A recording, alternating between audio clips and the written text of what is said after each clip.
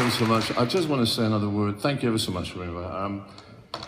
I want to thank Robin and David and Iona and Sam for probably the most exciting opening acts of this tour. We've been doing this everywhere we've gone, you know, inviting local people to come on stage, and I thought they were absolutely brilliant, and I'm sure you did too. So give them another round.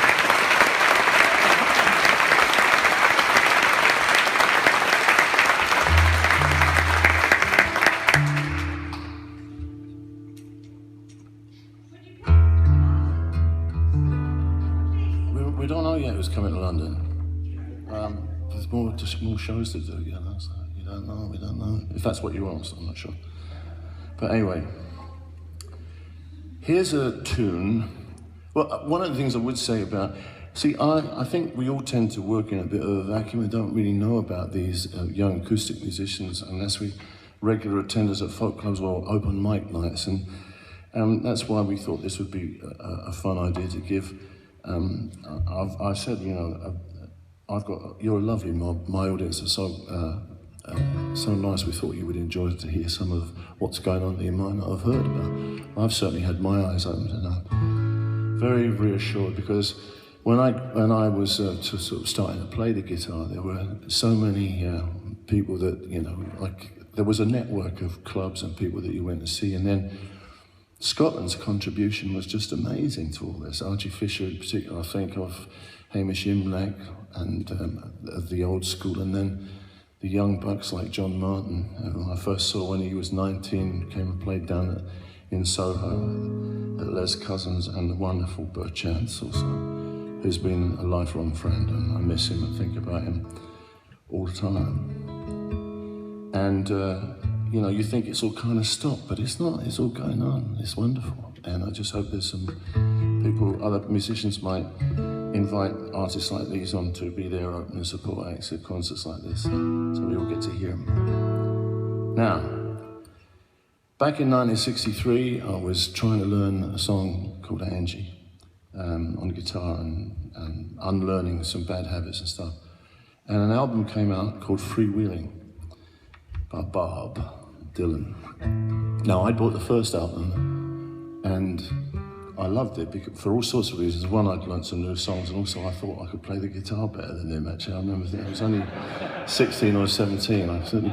But the next album came out, and there were these songs, The Emerging Writer, and it was life-changing, that album, and for a whole generation, that be a new way of looking and listening and writing music occurred, and I can trace it to Bob. It's his Bob-ness that was it. And on top of that, perhaps unintentionally, the cover of that album was iconic in the sense that there was young Bob, looking about the same age as us lot back here, walking down a frozen street in New York, which turns out to be West 4th Street in Jones, the junction of West 4th Street and Jones in New York, with this beautiful girl on his arm. And if we didn't want to be Bob Dylan, we would have certainly loved to have had a beautiful girl like Susie Rotolo, her name was, walking down the street, with her arms wrapped around Bob. And that image sort of, to me, stayed with me my whole life. And when I look back on it, it was the beginning of our turn. I think we did pretty well, certainly in the music side of things. The music and lyrics sort of changed awareness a little bit, made you think. And I couldn't have written this song at the time, but in parallels, you know, I had a lovely girlfriend at the time as well. And 1963 was a momentous year for Bob and for other things. And this is called West 4th Street in Jones.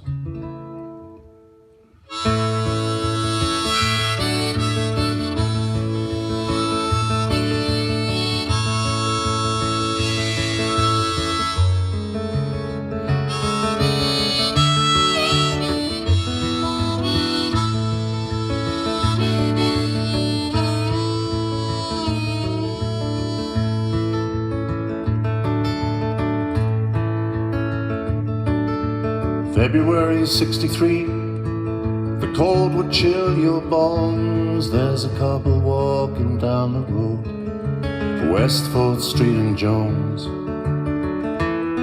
shoulders hunched against the cold. They walk through melting snow, and she smiles for the camera. He affected not to know.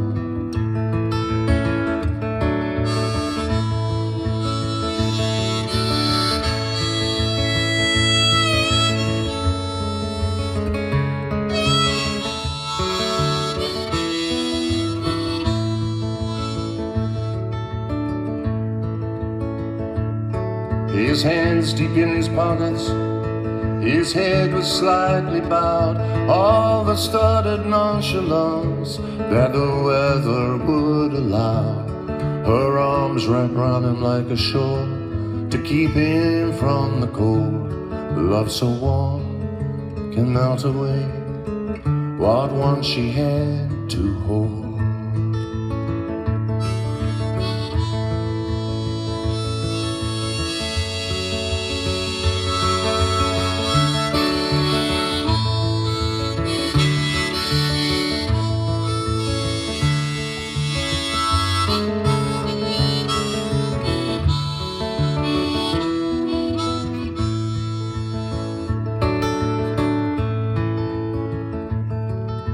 Spring came late in '63, faded like a kiss. Winter came in early and landed like a fist. When Kennedy got shot in that Lincoln limousine, drenched us all in blood and splintered bone, right on our TV screen.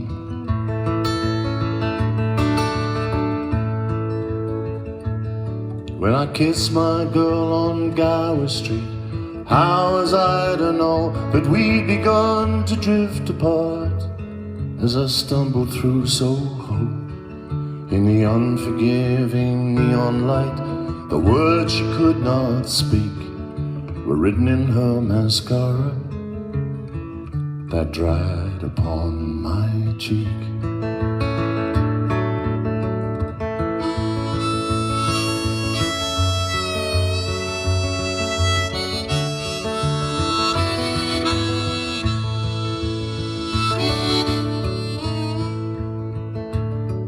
Oh, the world will keep on turning, young lovers drift apart, and Bob and Susie's rhyming steps leave their footprints on the heart. In the jingle jangle morning, Dylan and Rotalo in a freeze frame photograph, eternally tomorrow.